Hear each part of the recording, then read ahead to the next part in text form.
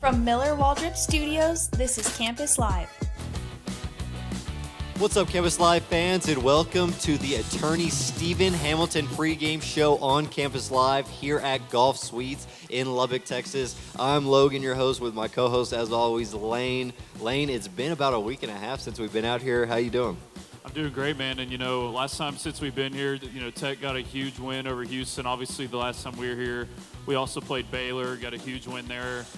Absolutely blew them out. And then, like I said, came back home and beat Houston in one of the best games of the whole entire season. And we got another big one on the road today again, Logan. Yeah, they've been playing great basketball. But before we get into the Houston recap, again, I want to thank Attorney Stephen Hamilton for their support. And if you work with them, they defend you like family, and they are now the official law firm of Campus Live, as well as our community partners, Paint Doctor, as well as Roof Master of Lubbock, and of course, GolfSuites, where we're here, and they've hosted all of our sports shows from football to now basketball season. But Lane, like you said, coming off one of the biggest victories of the season and arguably the biggest home game of the season as Texas Tech took down the Cougars 90-86. Yeah, it was one of the best games of the whole entire year in college basketball. And Texas Tech, how about us dropping 55 points on a Kelvin Sampson-led defense for Houston? The most points scored ever in one half against a Coach Sampson team down at Houston. And I honestly thought that we even left some points on the court too, Logan. JT, he missed a few wide open threes in that first half. And then also there was a few other shots that, Christian didn't shoot that well really all game long. We could have maybe scored close to 70 points in that game. And, really whenever we consistently got open shots from the three, everyone was knocking them down. We got to the free throw line a bunch. And, even though JT didn't hit those open threes, the other guys were knocking them down. And then obviously JT down in the paint, 31 points, 12 rebounds. And really, if you look into the numbers, we only shot 44% from the field overall. Christian Anderson and Lawan Watts combined for only 2 of 17 from the field, and Lawan was 0 of 8, only had 3 points in the game. And then, obviously, Josiah Mosley came in, his first action all year long, had 6 huge points that we only won the game by 4. So, obviously, those points mattered in the end, had a few offensive rebounds that were big. But really, this game was won by JT Toppin inside, Donovan Atwell, and Jalen Petty, and then also Christian Anderson's ability to pass the ball. And then, obviously, we shot 24 of 30 from the free throw line, Logan. Yeah, it was a big game all around. I think, like you talked about, they shot the ball extremely well from deep as well as the three-point line. Shooting 41% from three-point line against Houston is no easy task. That is not allowed. But what jumps off the page and what there's no real way to even comprehend it is Texas Tech out-rebounding Houston 44-28.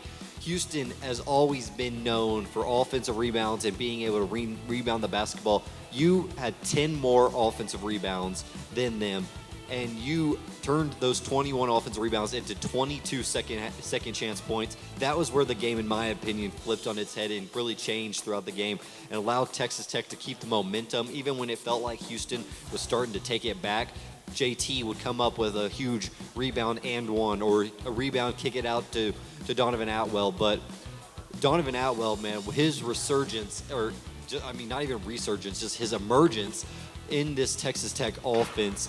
Those 2 threes he made about the 6-minute mark in the second half, even Coach Sampson said that is what flipped that game and really just changed everything and led to the Texas Tech victory. He's been great. Jalen Petty in the first half knocked down some big-time threes. And then obviously Josiah Mosley in limited action, 6 points, 6 rebounds. Can't ask for much better than that. Yeah, and how about JT going 7 of 8 from the free throw line as well? That's, he's been shooting 50% all year. And to see him in a big game like that go 7 of 8 really helped us win the game in the end, because he shot a few of those free throws at the end of the game. But really, kind of like how you said, Logan, this game I think was really won with our defense and our rebounding. Kingston Fleming had 42 points, almost basically half of their points, and he carried them that whole entire second half. If Kingston wouldn't have had the game that he had, we might have won this game by 20 points. Emmanuel Sharp, he did have 20, and he was inefficient at 6 of 16. He started the game 4 of 6. So obviously after he started 4 of 6, we defended Sharp. He only went 2 of 10 the rest of the game. But really, besides those two, besides Kingston and Emmanuel Sharp, Milo Suzanne only had 6, JoJo Tugler only had 4, Chris Sinak only had 2. They were held to a combined only 8 field goals taken in this whole entire game among the 3. So really, besides as far as their starting 5 goes, Fleming's, he was really their only guy. They got it going consistently. And then also, like you said, us out-rebounding Houston 44-28 by 16. That might be the most shocking stat of the whole entire game. And I really wonder how long it's been since Houston was out-rebounded like that, Logan. It has to be years, and who knows when? Maybe a tournament game that they lost or something. But JT had those 12 boards. But what I really love seeing too, as far as rebounding goes, was Jalen Petty having 8 rebounds. He's the smallest guy on the court against a big Houston team. They have obviously a big front court. They have really good-sized guards. I just love Jalen Petty's effort, Logan, and it was amazing to see him have 18 points, hit a bunch of big threes, and then have 8 rebounds as well. Yeah, again, Texas Tech, their starting 5 obviously has been one of the best the entire season, and they're starting to get a couple of guys back. We'll talk about that later in the show, but I really want to give the flowers to Kingston Fleming, man. That guy, he was dominant for that stretch in the second half. It felt like Texas Tech had no answer, whether he was driving to the rim and getting to the line or passing in and kicking out to an open 3 for guys like Chase McCarty, who hit 2 of those in the second half. But he was great. Once they flipped and they put Donovan Atwell on him instead of Jalen Petty. Jalen Petty played great defense on him, but I think the size mismatch of Kingston Fleming being able to elevate over the top of him, once they put Donovan Atwell on him, it felt like he was a lot more cautious in shooting the basketball. He did not shoot nearly as much and only had, a combined 6 points after Donovan Atwell was put in the final 4 minutes of that game. So I think that was also a big time change.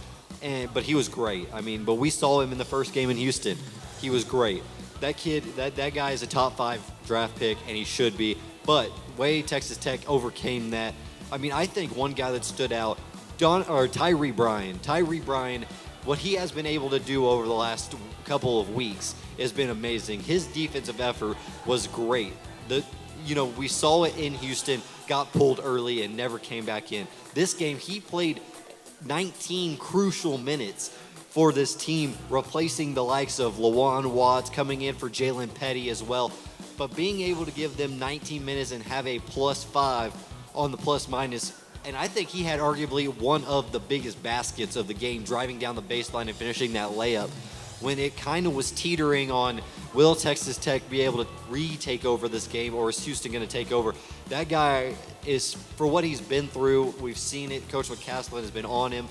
But for him to come around and now give key minutes now allows Texas Tech to have arguably an 8-man rotation, which 8-man rotation with that starting 5, that is a dream come true for them. Yeah, I actually, in one of our segments later, was going to touch on Tyree Bryan about, I had said that layup was his best play this season and one of the biggest plays of the whole entire season so far for this Texas Tech team. That acrobatic layup he hit, that's what you want to see from Tyree. We know that he's a scorer. Last year, this is a guy that dropped 30 points on Gonzaga. He was one of the best 3-point shooters in the country. And this year, he's just been really inconsistent. Whether, it's a new scenery and it's taken him a little bit to get accustomed to Coach McCaslin's system. We've seen that happen with guys that transfer in. It took a little bit for even guys like Chance McMillan and Darian Williams. It took them a few years to really get used to this system, and it takes longer for some guys. But to see him play 20 minutes in a big game like that against Houston, that's what you love to see from Tyree, because that's what we need. We've talked about it so much whenever we haven't had Josiah Mosley, we haven't had Luke Bengboye, and then Tyree Bryan was basically unplayable for some stretches in this season where we only had 5 guys on the court basically playing the whole entire game. That's not sustainable for success in the long term of the season because of how long this season ends up going. The national championship game is literally in April. This season starts in November. It's a very, very long season. And to see him start to contribute like that now with Josiah Mosley back, and we'll touch on it later, another huge Red Raider coming back in the lineup today.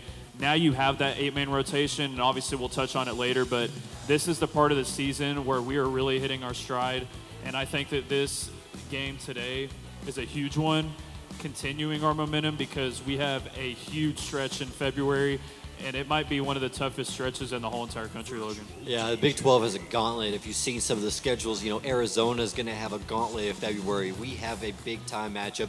BYU just played Arizona. Now they go to Allen Fieldhouse. I mean, the stretches that these teams have to play, there are so many elite teams, and that's what makes the Big 12 so fun to watch. So. Absolutely, Logan. That's going to wrap up our first segment here of the Attorney Steve Hamilton pregame show on Campus Live. Again, thank you to Attorney Steve Hamilton for being the name sponsor of the show, as well as Golf Suites here, Paint Doctor, as well as Roof Master of Lubbock. Make sure you stay tuned here for our second segment as we're going to break down everything you need to know about Texas Tech, the new metrics, some new stats that have come about since the last time we talked here, and come out and join us. $2 pints, $3 megas out here at Golf Suites. Come out and join us. It's a great scenery. TVs everywhere, and it should be a great time. And as always, wreck 'em. Wreck 'em.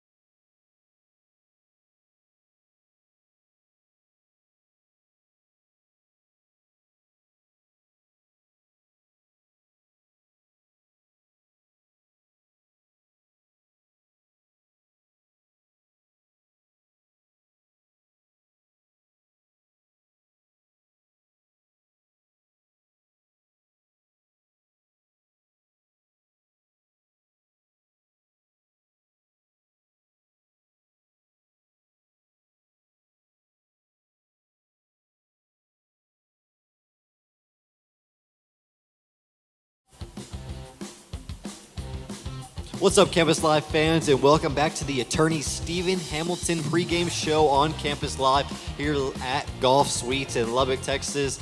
Before we get into our second segment after breaking down the Houston game, again, I want to take another quick second to thank Attorney Stephen Hamilton for being the name sponsor of the pregame show on Campus Live.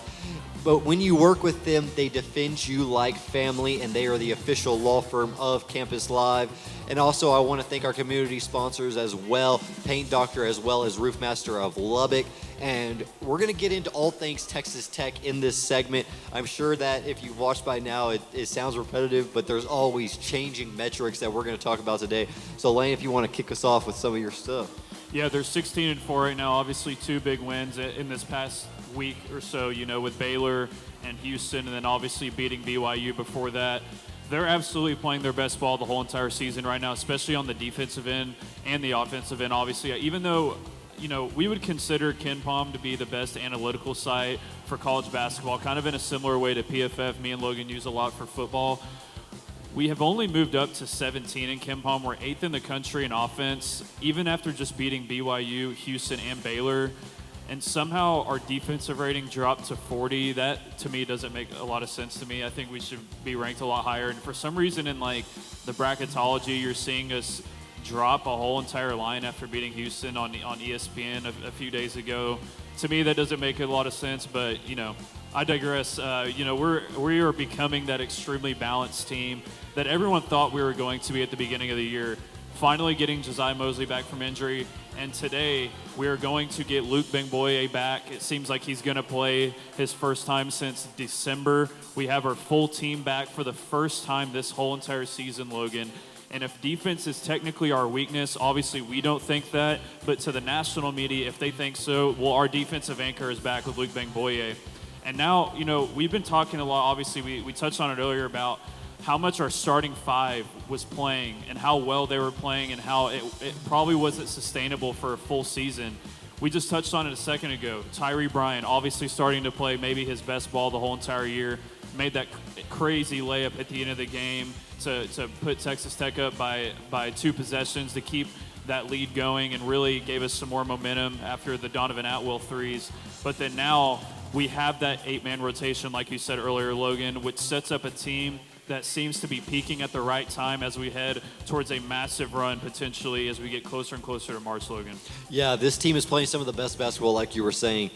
Guys like JT, you knew coming into the season were going to be your scoring anchors as well as defensively. JT has been one of the best defensive players in the country. JT averaging 22 points a game now and 10 rebounds. I mean, he's averaging a double-double, and he would be just the 5th player in Big 12 history to average a double-double with 20-plus points in a season, joining the likes of Blake Griffin, Kevin Durant, Michael Beasley. I mean, those are some big names in the Big 12 Conference if he is able to sustain this. And if Texas Tech wants to get where they want to get, he will need to sustain this. But one stat that really jumps out, that on Bart Torvik since December 20th, Texas Tech is the 6th best team in the entire country from that point, with wins over Duke, Houston, and BYU. I mean, those are big-time wins in that span. And so over the last month or so, time-wise, Texas Tech has been one of the top 5 teams in the entire country, and they've done it on both ends of the floor, as they are the number 3 offense and the number 8 defense. Like Lane was saying, this team is much better defensively than some of the metrics say, and metrics haven't been really pleasing to Texas Tech this year, which is a surprise because they've loved Texas Tech last season and the year before. And so I think Texas Tech continually, gradually building up on that. But yeah, I don't understand the Joe Lunardi case that Texas Tech should drop down just because, and it might have something to do with Purdue, playing some of their worst basketball of the season, losing 2 straight, dropping from the 2 line to the 3 line. But you're right there, I guess, but a win today will, according to Joe Lunardi, win today jumps you back into the 3 seed. But I think this team has high 2 seed upside if they continue to play the way they're playing, because you have some big-time matchups coming up at Iowa State, at Arizona, just to name a few. I mean, we're talking about Kansas on Monday. I mean, there's some big-time matchups coming up that will just build that resume that's already probably the best in the entire country. Yeah, whenever we're discussing resumes and everything like that, this season in particular, really too, maybe a reason why we did drop off of that 3 line is because it kind of seems like this top 15, 16 group, this is one of the strongest years we've maybe ever seen. I think that there's plausible scenarios, and you could lay out reasons for really any team in this top 15 to 16 range for them to make a case to go to the Final Four. This year is so deep, kind of with a combination of how many old guys there are, obviously with mixed in one of the best freshman classes in the history of the sport. This draft class is going to be one of the best in the whole entire country, or best in the history of the NBA draft. And also just all these teams, I mean, you saw it literally last night, Michigan and Michigan State, top 10 teams facing off. And then earlier on this week, BYU and Arizona played. It seems like there's just top 10 matchups everywhere right now because of how competitive this college basketball season is. And unfortunately for Tech, I mean, it's a gift and a curse. A lot of those happen to be in the Big 12, but thankfully we're getting back healthy in the right time, which will perfectly lead us into our injury report segment. Fans, it's time for this week's injury report, sponsored by the Exceptional Community Hospital. Before we hop into the injury report, we just want to take a moment to recognize the Exceptional Community Hospital as a proud sponsor of Campus Live. Be sure to visit their 24/7 state-of-the-art hospital and ER located at 6401 Spur 327 here in Lubbock. They accept all insurances and have short ER wait times. The Exceptional Community Hospital is once again a proud sponsor of this week's injury report for the Campus Live pregame sports show. And once again, Logan, Texas Tech. Now Luke Bamboye is back, Josiah Mosley's back, even Jas Henderson off the injury report. I don't know if he's ever going to get more minutes this season, but he is off. It seems Latrell Hoover is the only player left for Texas Tech, but it seems like he's going to redshirt this year. And then UCF, they didn't have really any guys on the injury report either of relevance. So now as we head into this game, it's 2 fully healthy teams and 2 teams that I think really, as we're about to head into our UCF segment, they are both playing their best basketball at the same time. We both have the same record, and it should be really interesting to see today, Logan. Yeah, it's going to be a great game. On the injury report, Luke Bamboye coming back is big, and him being able to come back in the quote-unquote bye week that Texas Tech had, Coach McCaslin talked about that Monday through Wednesday, it was only players who had not played or had played limited minutes this season. So you saw guys like Josiah Mosley and Luke Bamboye getting a lot of extra reps in practice before they took on the team. And, Josiah Mosley, Coach McCaslin, guarded JT Toppin the majority of the week. Just being able to have that matchup for when you come into a game like UCF or when you go into a game like Kansas, you're going to see in a couple of days, to be able to have those practice reps against arguably the best big in the entire country really, you can't value it. I mean, it's invaluable. So having those 2 guys back and being able to really take some pressure off JT, take some pressure off Lawan, to be able to have to play the entire game, because I do feel like now you can spot JT a couple of minutes a game and not feel like you're totally, like you're not going to compete as well. This is arguably just as big as any win is getting these 2 guys back. Yeah, a few months ago, whenever it was really just the JT and Christian show kind of carrying us to the non-conference, really up until that Duke game when Lawan, he had a great game, and then a few other guys had some really good games. Now you're starting to see with the emergence of Jalen Petty and Donovan Atwell, kind of like how you just said, JT and, Christian will probably continue to play above 35 minutes just because he is the main ball handler for this offense and the main assist guy. But JT can spell a little bit. We can bring in Luke, and he can spell him for more of those minutes, because having a fresh JT for the end of the season and at the end of every single game, it is so big. You've seen him at times this year. You'll see him kind of cramping up at the end of the games because he's having to play so many minutes.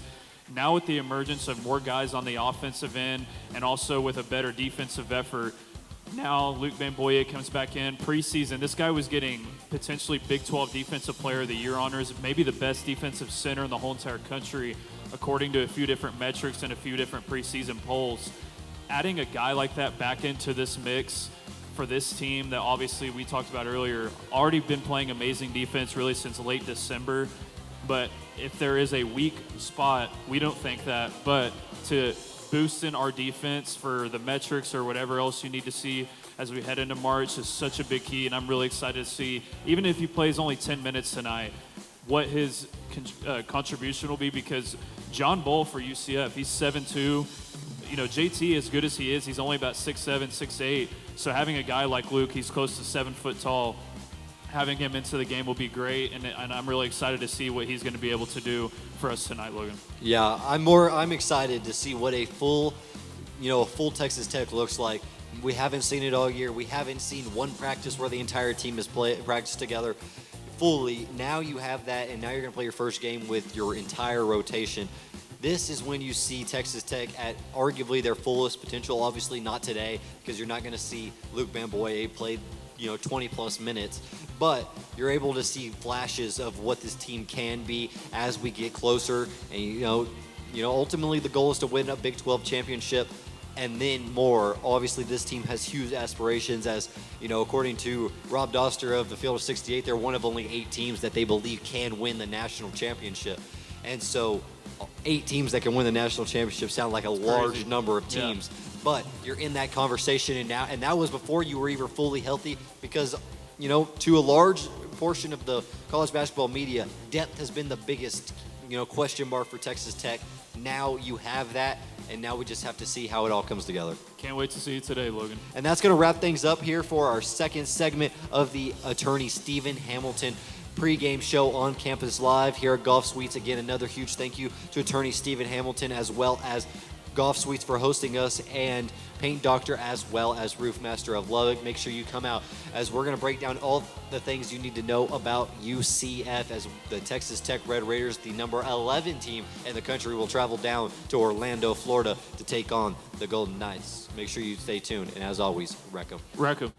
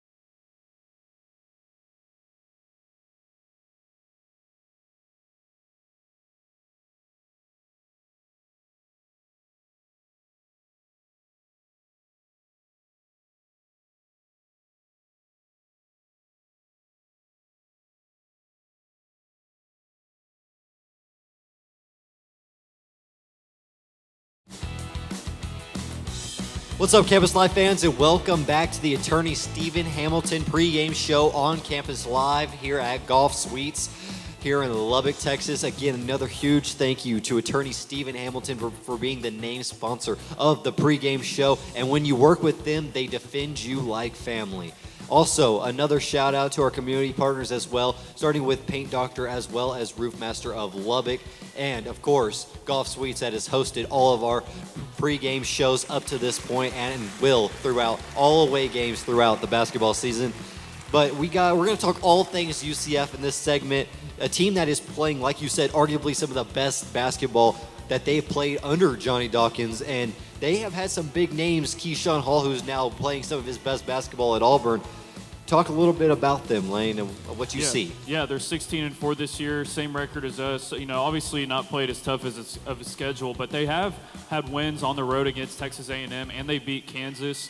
That Kansas win was with Darren Peterson. He was in and out of the lineup, only played 23 minutes in that game, and he had 26 points and only playing 23 minutes. So if he would have played those full 30 to 35 minutes, that game could have been a little different. But, you know, I'm not going to take anything away from their win. They still end up winning that game. Just a little bit of context of how they got those wins, but a double-digit win at Texas A&M, that's a really impressive win. That's something that you definitely, can't discredit UCF at all for doing. But they are 5-3 in the Big 12 this year. They did recently lose by 7 at Arizona, which, Arizona has been the best team in the whole entire country this year. So losing by only 7 at their place, honestly, is pretty impressive. But most recently, they did lose by 30 at Iowa State. Obviously, Iowa State's a great team, and, going on the road to their arena is a really hard place to play. After that game, they have bounced back, though. They did play, Colorado, ASU, kind of, some lower-tier teams in the Big 12 this year. But UCF, Johnny Dawkins, he's a Duke legend, obviously. Going to UCF a few years ago, it seems like he kind of finally has his team that is really playing and synergizing together. And, they actually beat us last year in Lubbock. A lot of people don't really remember that because it was at the beginning of the year. It was on, New Year's Day or something. And obviously our team became such a great team at the end of the year that no one really thought about that. And UCF, they didn't have a good year at all. But this year, UCF, after losing Keyshawn Hall, you thought, man, we don't really know what this team's going to be. They have a ton of depth, and he likes to play a lot of these guys. They have 9 guys that average over 10 minutes, 8 guys averaging over 5 points per game. And then they're starting 5, Themis Folks and Riley Kugel. They're their main ball handlers. And Folks, he averages 14 points per game and 7 assists, and also shoots over 40% from 3, or 47% from 3. And then Kugel shoots over 40% from 3. So with these 2 guys, also combined with Jamichael Stillwell and Jordan Burks, all 4 of these guys are in their starting lineup. They all average over 12 points per game. So they are a very high-powered offense. And then obviously at the center spot, they have John Bull, Bull's brother. We all know who Bull is. 7'2", he's their second leading rebounder. He's a guy that averages nearly 6 points per game. He's a big guy, so he's going to be a challenge today, kind of to our undersized front court Logan. But obviously, all pregame, I'm sure you're going to hear about their 6-man, Devin Cambridge. Yeah, I was about to say, forgetting about the Texas Tech legend, Devin Cambridge, the former Red Raider, now at UCF. A little bit of not a great, departure for Devin Cambridge here in Lubbock. But Riley Kugel, big-time playmaker. He leads the team in points per game, like you were saying. And then, obviously, Folks as well. Themis Folks. He might be one of the better guards in the Big 12 Conference. Again, we say this every time, and every game we recap or preview. The Big 12 Conference is filled with elite guard play, and that is no different here in this game, as you have, obviously, Christian Anderson, Jalen Petty on one side, and now you have Themis Folks as well as Riley Kugel on the other side, which, Themis Folks is actually regarded by some as one of the most underrated guards in the Big 12 Conference. He's been great. Almost averaging a double-double with assists with 7. They've been very, very efficient, offensively, but like you said, their height in the front court can play a difference, and it could be problems for Texas Tech, with the 7'2" ability of John Bull being able to guard guys like JT Toppin. Toppin will have to find his angles in this game because he's not going to be able to just jump shoot that jump hook right over the top of him like he's been able to do all season long. I think this is a day where you see a lot of our outside guys, our Donovan Atwells, our Jalen Petty's, the Christian Andersons of the world, being able to shoot on the outside. But this might be the one team we've seen in a while that's able to play JT straight up without doubling in the post. You know, John Bull, one of the better defenders in the country, obviously with his size. So it's going to be very interesting to see early how they play JT. Yeah, you know, we were discussing just a second ago about, you know, Devin Cambridge and how he basically left our team last year in the middle of the season. And this was a guy who, at the beginning of the year, he was playing major minutes, and all because he got hurt and fell out of the starting lineup. I guess he got his feelings hurt and then left and went to UCF, and now he's technically kind of their sixth man, but, you know, they play some other guys in similar minutes as well. Johnny Dawkins this week said he's been their sixth man this year, and he's been a huge piece for them. But something tells me our guys might have a little something for him today too, just the way that whole thing went down. But, you know, UCF, they are, including Cambridge, he's about 6'6". They're a big team. Their starting five averages roughly about 6'8", which once again, that could present some issues. You know, obviously in games earlier this year against bigger teams like BYU and Duke, it ended up not being so much of an issue because of how well we shot the three-point ball. That's going to be another part of what we talk about later and how we can win this game. But as talented as they are on offense with UCF, they are 37th ranked in KenPom in the whole entire country, and in some other metrics, they're near the top 25. But their defense is 81st in the country, Logan. So that is where you're going to see Texas Tech attack today. Even as big of a team as they are, it seems like they've really struggled on the defensive end throughout this whole entire year. And I have no doubt that a top 10 ranked offense in Texas Tech today is going to take advantage of that, Logan. Yeah, I totally agree. I think that, like we were saying, they are a top 50 nationally offensive team, and they have a plus 16 efficiency margin, which puts them in the top half of the Big 12 conference.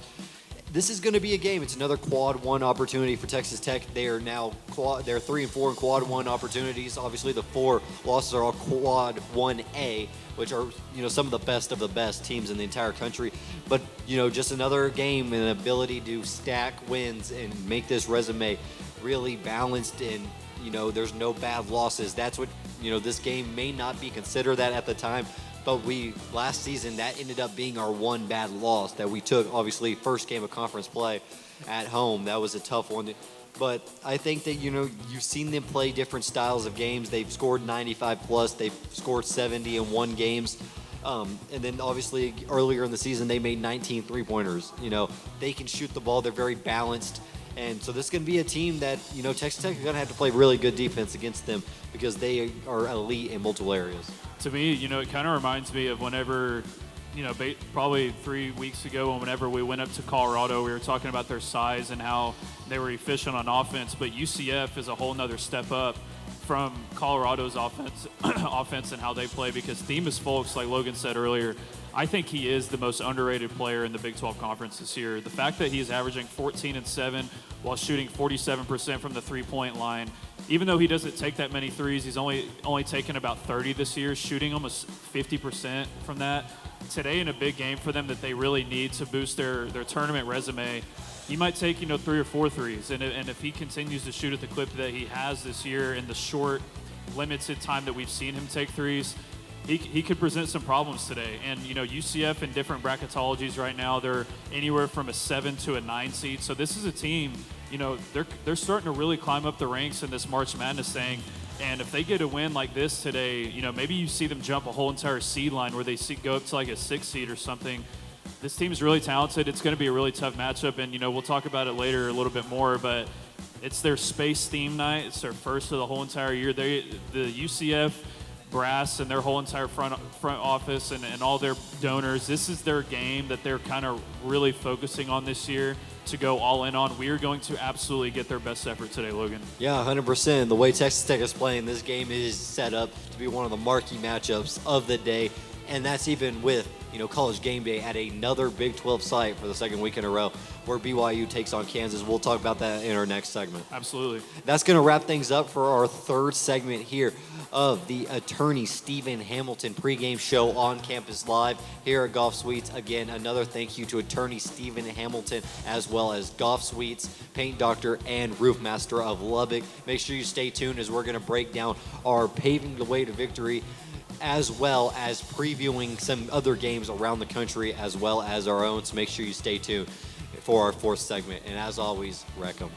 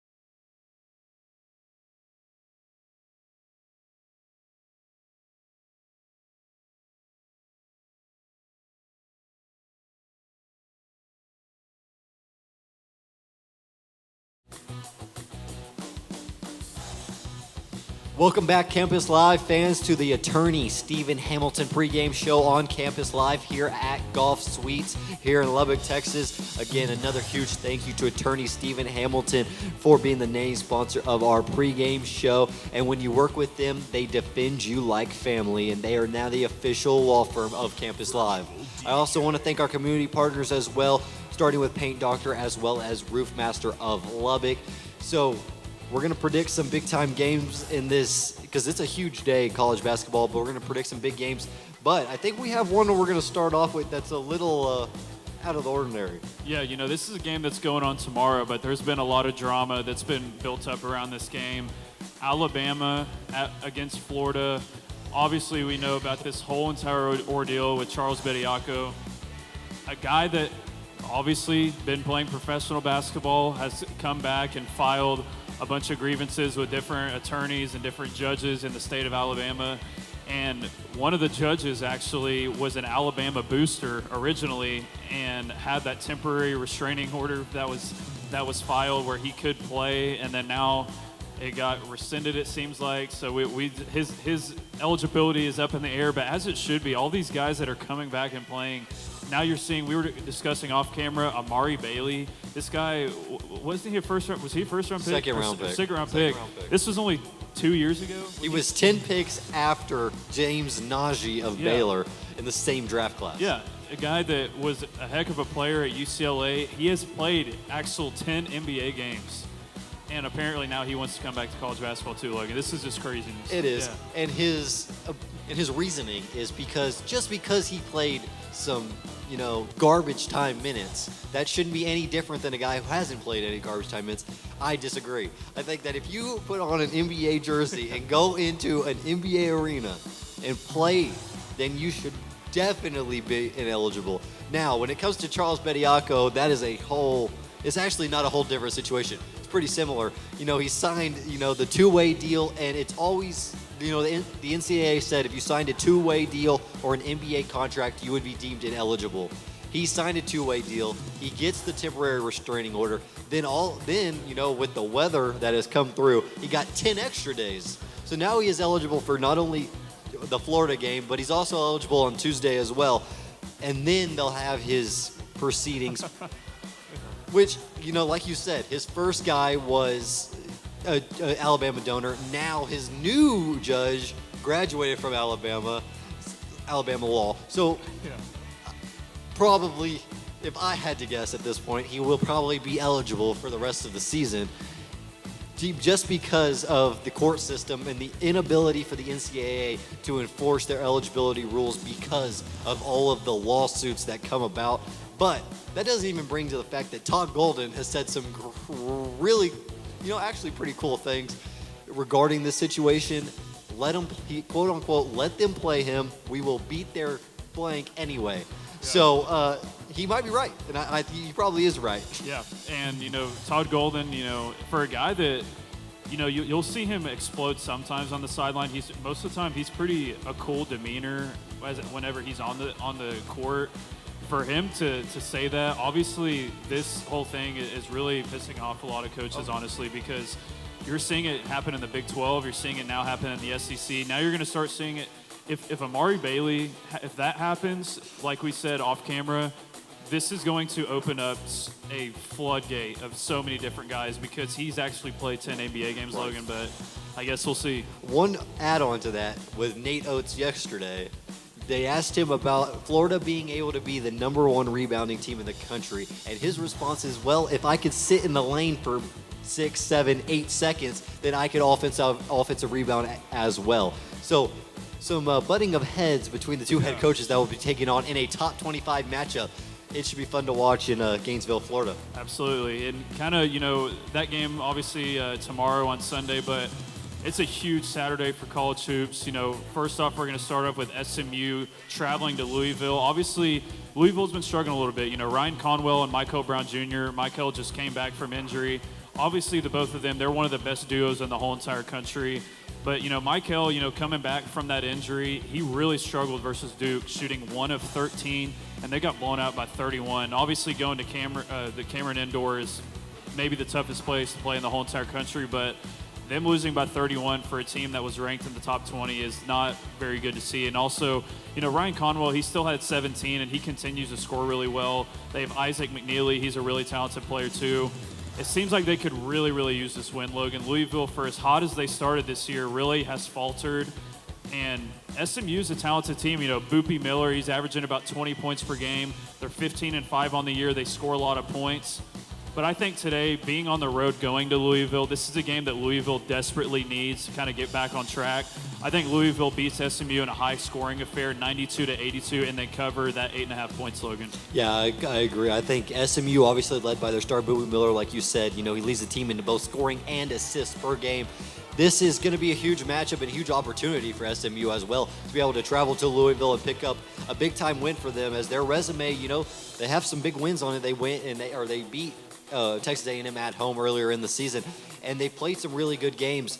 This is going to be interesting, but I think that Michael Brown getting back into the swing of things, getting his footing right, I think he has a big day, and ultimately I think Louisville is too much for the Mustangs today, and I think Louisville is getting a home victory. I think it's 89-78. And then obviously this is the matchup of the day, AJ DeBansa versus Darren Peterson.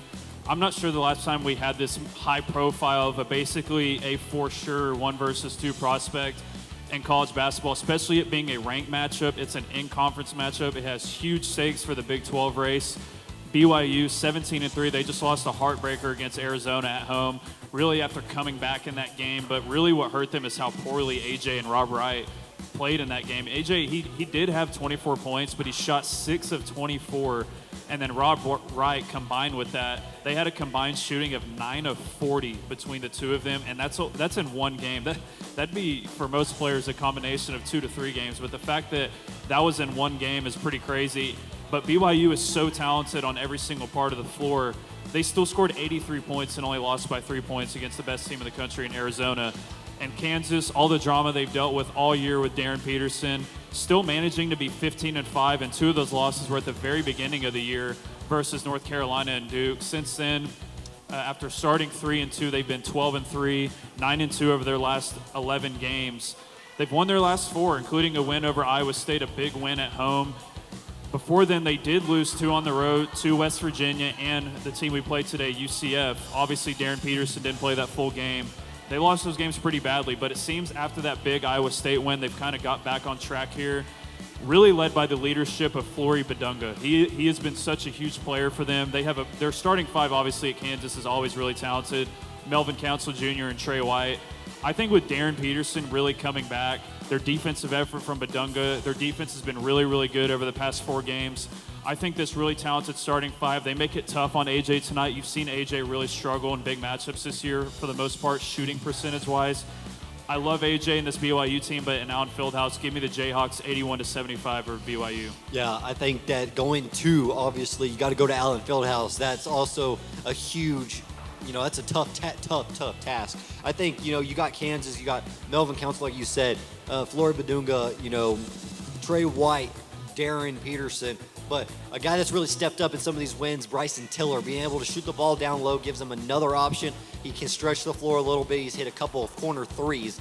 I think those guys are going to be too much for AJ DeBansa, Rob Wright, Richie Saunders. This is a matchup of elite players all around. I think that you're going to see Rob Wright bounce back and have a better game today. But I think that Kansas at home is too much for them. I think that they fend off the BYU Cougars 84-80. That'd be setting up a massive matchup on Monday here at the USA. Next, we'll have Kentucky at Arkansas. First off, I'll start with Kentucky. They're 14-7.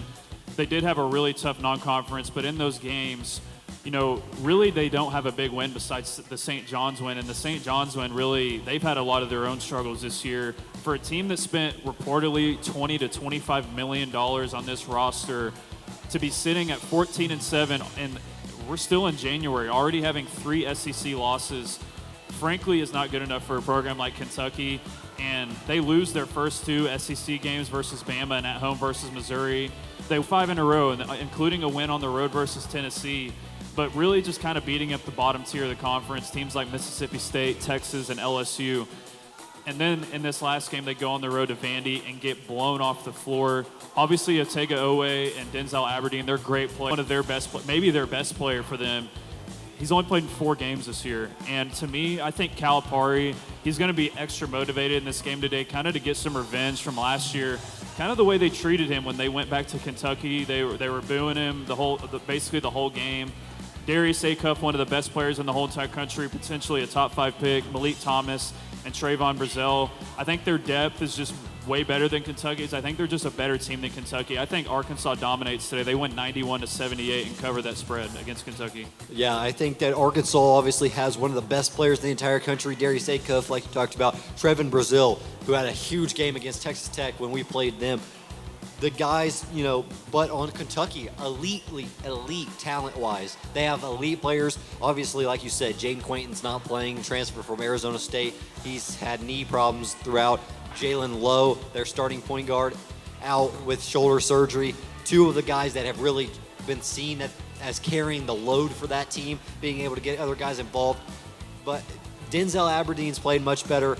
Otega Owe's had some moments where he's looked great, but they don't have enough to go on the road to take down Arkansas. Darius Acuff has a huge day. Malik Thomas, guys like that. I mean, it's just a recurring theme when you talk about Arkansas. Elite freshman play, elite players. Calipari went into Kentucky last year. He was not as talented as Kentucky and beat them. I think he's able to get the job done today at home. I have them winning 87-80. Now, St. Mary's versus Gonzaga. This is always the biggest game of the year in the WCC.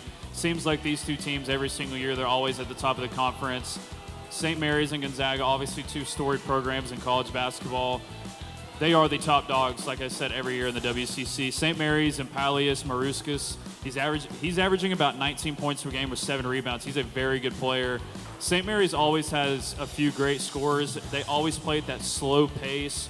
They slow you down. They play great defense. It seems like they always have a top 15 to 20 defense in the whole entire country. That's why you see them make runs in March, and they go to the Sweet 16 pretty often because of the way that they play with their slow pace and then their ability to score at a really high and efficient rate.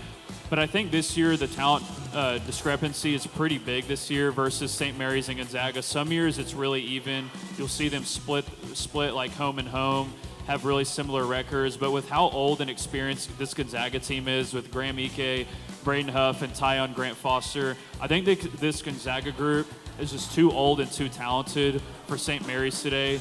10.5 points is a lot. I think it's actually dropped down to 8.5 now, but I still think Gonzaga covers that 8.5. I think they went 71-59, kind of in a lower scoring game, Logan. Yeah, I think Gonzaga, flying under the radar this season, they're not being talked about in the same breath that they had been in previous years. I think, the number 6 team in the country, they just win games.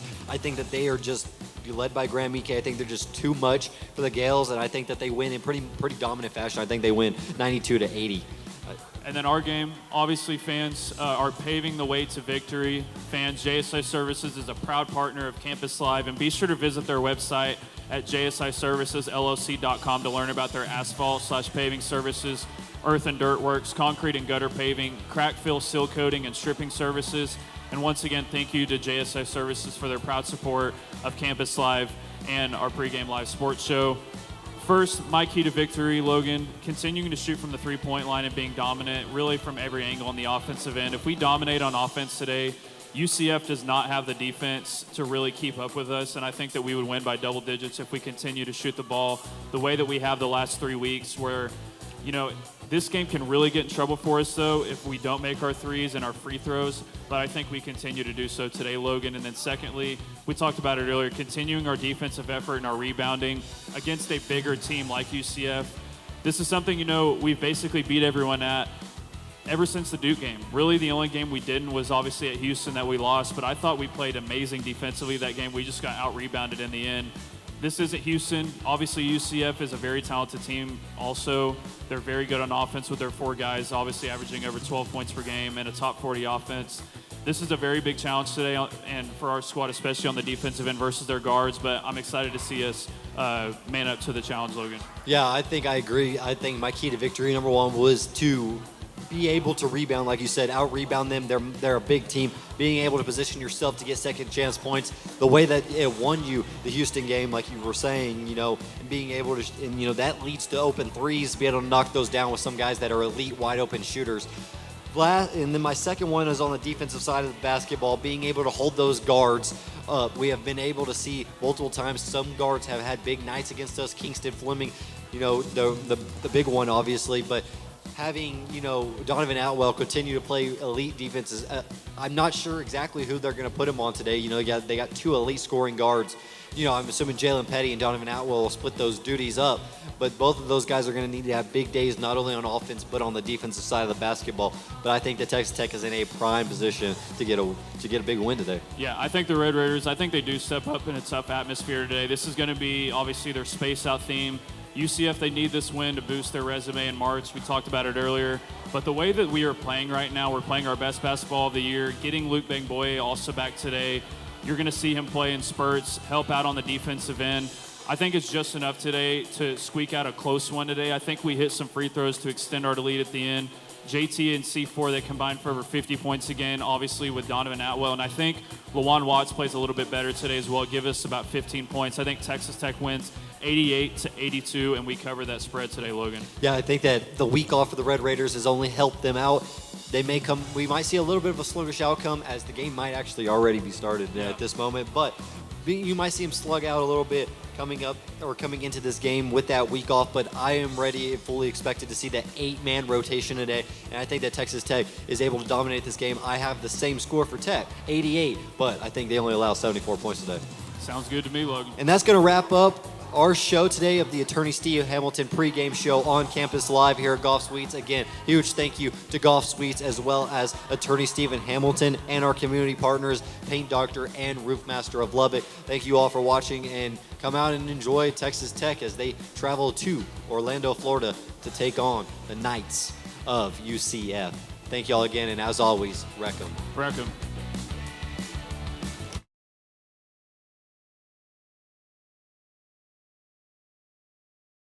From Miller